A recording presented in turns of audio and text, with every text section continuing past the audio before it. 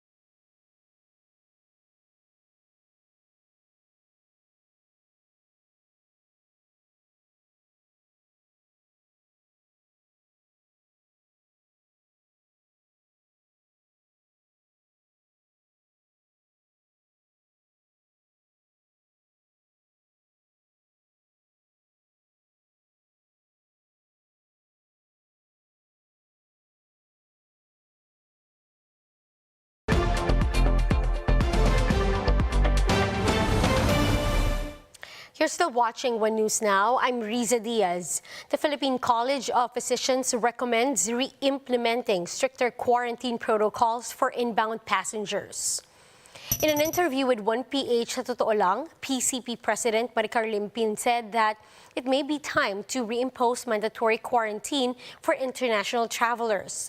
This comes after the Philippines recorded its first case of the Omicron BA.2.12 subvariant following the arrival of a Finnish woman. Maybe it might be wise to consider na ibalik yung quarantine, no? Kahit siguro mga up to 7 days, no? And then maybe do a repeat RT-PCR mga 5 days upon arrival here, no? Para sa ganoon, bago natin palabasin, at least malaman natin kung meron siyang COVID-19 o wala.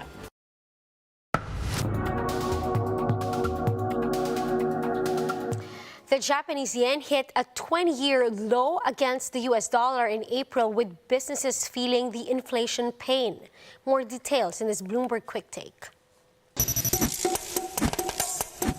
Cheers.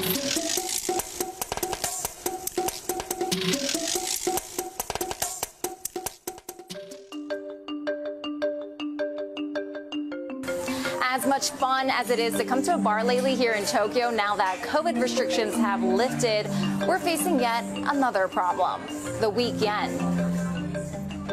Tsutomu Kobayashi imports German beers that get served at stores across Japan, including this one. うちはもういいこと全然ないですね。はい。 Tsutomu says he's been losing sleep over the uncertainty, with the weak yen adding even more stress than before. 円安だけじゃないです。まずコロナとかいろんなウクライナの要素もあって、ドイツ側からビールそのものの値上げがされたんですよね。値上げされた上に円安なので、ダブルパンチで打ち出して仕入れにかかる発注額っていうのが結構厳しい状態になってます。 Other businesses also feel the pain of trying to survive the latest hurdle without losing customers, as the yen hit its weakest level in 20 years. With a food self-sufficiency rate of 37%, Japan is highly dependent on food imports such as beef.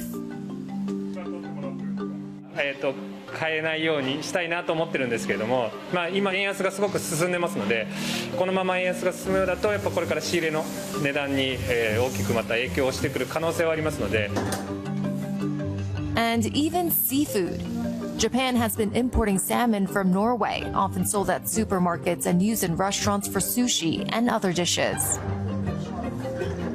外国産のノルウェーサーモンが高い状態が続くようであれば、国産のサーモンを今の3種類から、例えば4種類ぐらいまで増やしてっていう国産のサーモンの比率を上げることは考えられますけれど。For now, even drinking your sorrows away could cost you a pretty yen.